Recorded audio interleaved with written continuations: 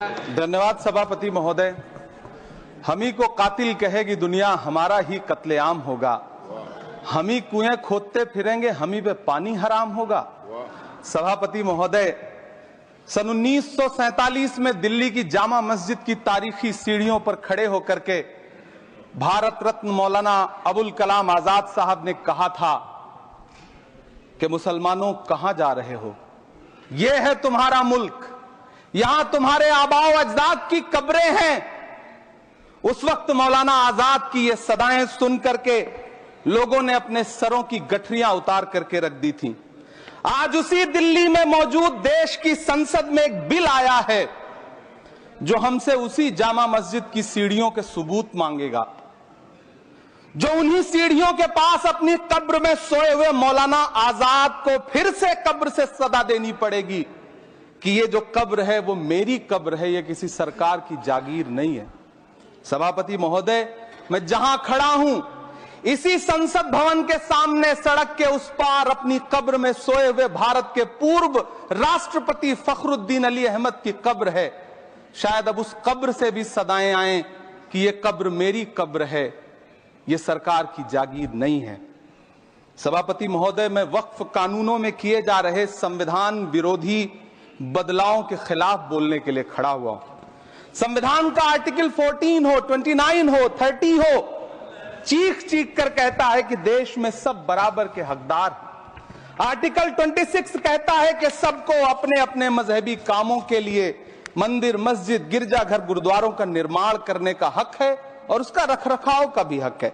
लेकिन डॉक्टर बाबा साहब अंबेडकर के संविधान को हर दिन कुचलने वाली ये सरकार देश के मुसलमानों से नफरत में इतनी अंधी हो गई है कि खुलेआम देश की संसद में देश सरकार के माइनॉरिटी मिनिस्टर साहब और होम मिनिस्टर साहब झूठ बोलते हैं और देश को गुमराह करते हैं, झूठ शब्द असत्य बोलते हैं। सरकार ने इस बिल का नाम उम्मीद रखा है। मंत्री जी कल से इसे देश के मुसलमानों के लिए नई उम्मीद बता रहे हैं। नहीं मंत्री जी, न तो ये बिल मुसलमानों के लिए नई उम्मीद है और न ही उम्मीद की नई किरण। सभापति महोदय, भाजपा ने पूरे देश में वक्फ के नाम पर कई सारे झूठ फैलाए हैं। आइए आज उनकी सच्चाई पर बात करते हैं। वक्फ ट्रिब्यूनल को ऐसे बताया जाता है जैसे वक्फ ट्रिब्यूनल कोई मजहबी खाप पंचायत हो। सभापति महोदय, जबकि सच्चाई यह है कि वक्फ ट्रिब्यूनल भी तो सरकारी न्यायिक विभाग है जिसमें सरकार द्वारा नियुक्त जज होते हैं, जिसमें प्रशासनिक अधिकारी होते हैं, कहीं ऊपर से थोड़ी आ गए। सभापति महोदय, देश के गृह मंत्री जी ने इसी सदन में कहा कि वक्फ ट्रिब्यूनल के फैसले के खिलाफ कोई कोर्ट नहीं जा सकता, जबकि सच यह है कि वक्फ एक्ट 1995 की धारा 83(9) के तहत हाई कोर्ट वक्फ ट्रिब्यूनल के फैसले की न सिर्फ समीक्षा कर सकता है बल्कि उसे बदल भी सकता है। सच तो यह है कि वक्फ बोर्ड खुद अपनी जमीनों के लिए कई सारी कोर्ट में मुकदमे लड़ रहा है। सभापति महोदय, दिल्ली की जिन 123 संपत्तियों को लेकर कल माइनॉरिटी मिनिस्टर, होम मिनिस्टर साहब और अभी आदरणीय नेता सदन बात कर रहे थे, आइए उनकी सच्चाइयों पे भी बात करते हैं। 1911 में जब अंग्रेजी हुकूमत ने कोलकाता के बजाय दिल्ली को राजधानी बनाने का फैसला किया तो रायसीना हिल्स के चारों तरफ जो मुसलमानों की ढेर सारी जमीनें थी उनको एक्वायर किया गया और लुटियन को इसकी तामीर की जिम्मेदारी सौंपी गई। सेंट्रल विस्टा की तरह लुटियन जोन का मेगा प्लान तैयार हुआ, लेकिन उस वक्त के मुसलमानों ने उस वक्त की अंग्रेजी हुकूमत से अपनी इबादत गाहों को बचाने के लिए लड़ाई लड़ी। मामला ब्रिटिश गवर्नमेंट तक पहुंचा। तब यह तय हुआ कि वो जो धार्मिक स्थल हैं उन्हें जस का तस रहने दिया जाएगा। इंडिया गेट के बगल वाली मस्जिद हो, जाप्तागंज, सुनहरी बाग मस्जिद हो, पार्लियामेंट रोड वाली मस्जिद हो, ऐसी 123 संपत्तियों के मैनेजमेंट के लिए 1913 में मुसलमान वक्फ वैलिडेशन एक्ट बना और उसके बाद एक नया शहर बसाया गया जिसे लुटियंस जोन का नाम दिया गया। फिर 1943-45 के बीच एक और समझौता हुआ आजादी से पहले उसके तहत काफी सारी वक्फ जायदादों को सुन्नी मजलिस औकाफ बनाकर उसके अंडर किया गया ताकि उसकी देखरेख की जा सके।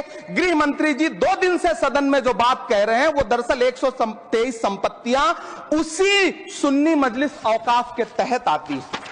सभापति महोदय, आजाद भारत आजाद हुआ। आजादी के बाद भारत में 1954 में वक्फ एक्ट लागू हुआ, जिसकी धारा 9 के तहत 1964 में केंद्रीय वक्फ काउंसिल का गठन हुआ। दिल्ली की वही 123 प्रॉपर्टीज को 1970 में सर्वे गजट करके गजट नोटिफाई किया गया। इसके निपटारे के लिए पूर्व प्रधानमंत्री इंदिरा जी के द्वारा 1974 में एक बर्नी कमेटी बनाई गई। बर्नी कमेटी ने 1976 में इन 123 संपत्तियों को दिल्ली वक्फ बोर्ड की संपत्ति होने की रिपोर्ट सौंपी। उस रिपोर्ट के आधार पर 1984 में कांग्रेस सरकार ने उन 123 प्रॉपर्टीज को दिल्ली वक्फ बोर्ड को सौंपने का फैसला किया, जिसके खिलाफ विश्व हिंदू परिषद कोर्ट गई। मामला 2011 तक पेंडिंग रहा। फिर 2011 में कोर्ट ने सरकार को आदेशित किया कि इसका निपटारा करो। तब 2013 में तत्कालीन यूपीए सरकार ने दिल्ली की उन्हीं 123 जायदादों को बर्नी कमेटी की सिफारिशों के मुताबिक वक्फ बोर्ड के हवाले किया। यही वो प्रॉपर्टीज हैं जिनके नाम से गृह मंत्री जी कल से कांग्रेस को कोस रहे हैं। फिर आई 2014 में भाजपा की सरकार, जो तब से इन जमीनों को हड़पने की साजिश कर रही है। जिस बिल को मुसलमानों के हुकूक की हिफाजत करने वाला बिल बताया जा रहा है, उसी को पेश करने के लिए और उस पर बात करने के लिए लोकसभा में भाजपा सरकार के पास एक भी मुस्लिम सांसद नहीं है। जिस वक्त, मैं लोकसभा कह रहा हूं, सुना करिए, जिस वक्फ बिल को मुस्लिम महिलाओं को हक दिलाने वाला बताया जा रहा है, उसे संसद में पेश करने वाली पार्टी के पास न तो राज्यसभा में, न लोकसभा में, न देश की किसी विधानसभा में एक भी मुस्लिम महिला सदस्य नहीं। कल किरण रिजिजू जी कह रहे थे कि रेलवे की जमीनें देश की जमीनें हैं, डिफेंस की जमीनें देश की जमीनें हैं। हां मंत्री जी, हैं, बिल्कुल हैं। ये जो वक्फ की जमीनें हैं, ये हमारे पुरखों ने धार्मिक कामों के लिए डोनेट किया है। तो हम भी तो इसी देश के नागरिक हैं, हम भी तो इसी देश के बेटे हैं। तो वक्फ की जमीनें भी तो इसी देश की जमीनें हैं, उनको पराया क्यों बोलते हैं आप? सभापति महोदय, अशफाकुल्लाह खान जब फैजाबाद की जेल में फांसी के फंदे पर झूल रहे थे तो इसी देश की जमीन के लिए झूल रहे थे ना। सभापति महोदय, अंडमान की जेल में काला पानी की सजा काटकर अपनी जान देने वाले मौलाना फजले हक खैराबादी हो या शेर खान अफरीदी हो, वो भी तो इसी जमीन के लिए अपनी जान दे रहे थे ना। सभापति महोदय, पाकिस्तान के खिलाफ लड़ते हुए अपनी जान देने वाले महावीर चक्र विजेता ब्रिगेडियर उस्मान हो या पाकिस्तान के पैटर्न टैंक उड़ाने वाला परमवीर चक्र विजेता वीर अब्दुल हमीद हो, वो भी तो इसी जमीन के लिए अपनी जान दे रहा था ना। और मंत्री जी, मैं इस सदन में अलग ऐलान ये कहता हूं कि जब भी इस देश की जमीन को लहू की जरूरत होगी, आपसे 2 कदम आगे इमरान खड़ा मिलेगा, ये मैं आपसे यकीन दिलाते हुए कह रहा हूं। सभापति महोदय, मैं सरकार से कहना चाहता हूं, हमसे हमारी इबादत गाहें तो मत छीनिए ना, हमारे घरों पे बुलडोजर तो मत चलाइए ना, हमारी कब्रों में तो हमें सुकून से सोने दीजिए ना। सभापति महोदय, माइनॉरिटी मिनिस्ट्री का बजट कट करके, मुस्लिम बच्चों की स्कॉलरशिप बंद करके अब सरकार कह रही है कि हम वक्फ की आमदनी से गरीब मुसलमानों का भला करेंगे। गुजरात की बेटी बिल्किस के बलात्कारियों की रिहाई के बाद उन्हें माला पहनाने वाली लोगों के नेता ये कह रहे हैं कि यह बिल मुस्लिम महिलाओं को उनका हक दिलाएगा। धन्यवाद मोदी जी, क्या बढ़िया सौगातें मोदी दे रहे हैं आप। पहले हमें गुजराते मोदी दिया, आप सौगाते मोदी दे रहे हैं।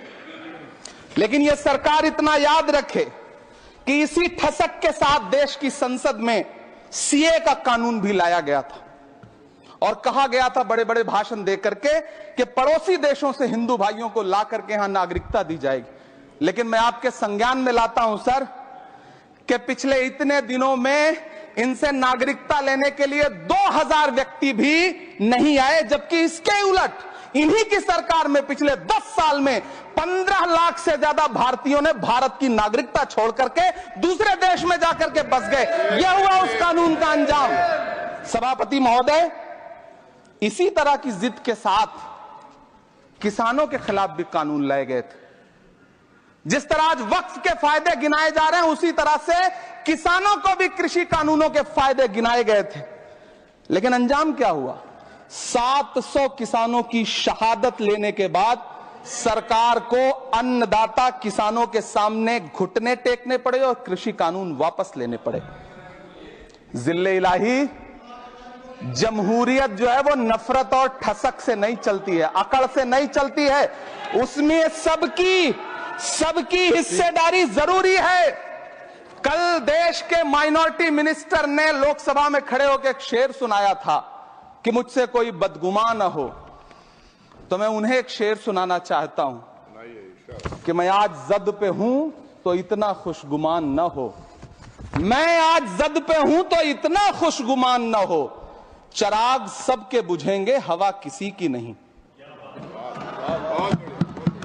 नीतीश कुमार जी हो, चंद्रबाबू नायडू जी हो, चिराग पासवान जी हो, जयंत चौधरी जी हो, देवे गौड़ा जी हो, जीतन राम मांझी जी हो, सबको समझना पड़ेगा कि जब जंगल में आग लगती है तो न वो बरगद बचते हैं जो हवा को आंधी में तब्दील करते हैं, न वो बांस बचते हैं जो आपसी रगड़ से चिंगारी पैदा करते हैं। सभापति महोदय, जब देश को मनमोहन सिंह साहब जैसा काबिल प्रधानमंत्री मिलता है तो देश को आरटीआई जैसा एक्ट मिलता है, सेज जैसा एक्ट मिलता है, मनरेगा जैसा एक्ट मिलता है, लिबरलाइजेशन मिलता है, राइट टू एजुकेशन मिलता है, नेशनल फूड सिक्योरिटी एक्ट मिलता है। लेकिन जब देश को सौगातें मोदी मिलती है तो क्या मिलता है? सीए मिलता है, फॉर्म्स लॉ मिलता है, आर्टिकल 370 मिलता है, इलेक्टोरल बॉन्ड जैसा एक्ट मिलता है और वक्फ अमेंडमेंट एक्ट जैसे बिल देश को मिलते हैं। मुझे तो अपने हमवतन भाइयों से पूछना है कि आपको अपने बच्चों की तरक्की, खुशहाली और नौकरी की दरकार है या फिर मुसलमानों की दान की गई जमीनों को लूटकर धन्ना सेठों को देने की साजिश करने वाले कानून की? सभापति महोदय, यह सरकार रात के 3 बजे तक पूरे देश को जगा करके संसद में अपने ही नागरिकों को नीचा दिखाने के लिए वक्फ बिल ला रही थी, तो उधर रात के 1:30 बजे अमेरिका हम पर 26% टैरिफ लगा रहा था। सरकार की प्राथमिकताएं देश को पता। सभापति महोदय, मैं बहुत भावुक हूं आज, और मुझे अच्छा लगा कि आदरणीय नेता सदन जगत प्रकाश नड्डा जी ने बहुत अच्छी बातें भी की, मन से बातें की। क्योंकि उनके नाम में प्रकाश जुड़ा है तो मैं उनमें हमेशा एक रोशनी की किरण देखता हूं।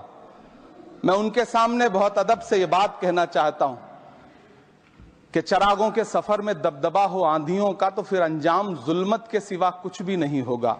यह दुनिया नफरतों के आखिरी स्टेज पर है, इलाज इसका मोहब्बत के सिवा कुछ भी नहीं होगा।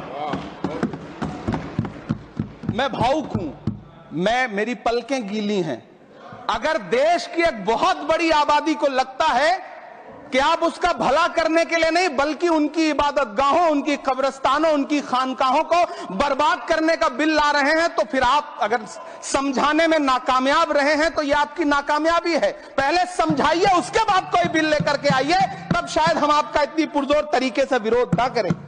लेकिन सभापति महोदय, मैं अंत में सिर्फ इतना कहना चाहता हूं कि इस बिल में जो भी पॉइंट्स दिए गए हैं, बॉम्सी पोर्टल देख लीजिए, सरकार का झूठ आपको पकड़ में आ जाएगा। हम डरे नहीं हैं, हम सिर्फ सरकार से अपील कर रहे हैं कि हमें अपना समझिए। हम आपके अपने हैं, इस देश के नागरिक हैं और आप ताकत में हैं। संख्या बल के आधार पर बिल हो सकता है आप पास करा लें, लेकिन आपको यह बात समझनी पड़ेगी कि हम तो वो तारीख हैं, जहनों में रहना है जिसे, कागजी पुर्जे नहीं जो फाड़ डाले जाएंगे। जिस जमीन पर मैं खड़ा हूं ये मेरी पहचान है। आप आंधी हैं तो क्या मुझको उड़ा ले जाएंगे? आपको यह बात समझनी पड़ेगी।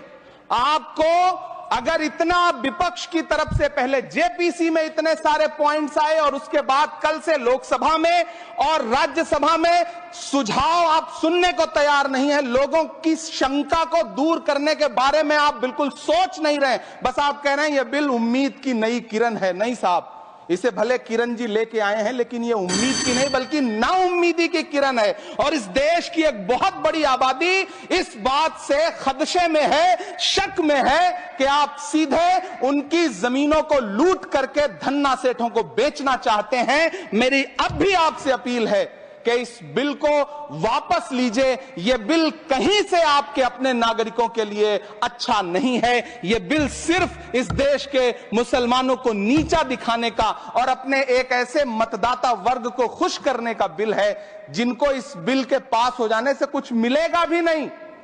लेकिन आप एक नैरेटिव देना चाहते हैं, एक मैसेज देना चाहते हैं। मेरी आपसे अपील है कि कृपया ये जो सबका साथ सबका विकास का नारा है, इस नारे को रत्ती भर तो चरित्रार्थ कर दीजिए। बहुत बहुत धन्यवाद।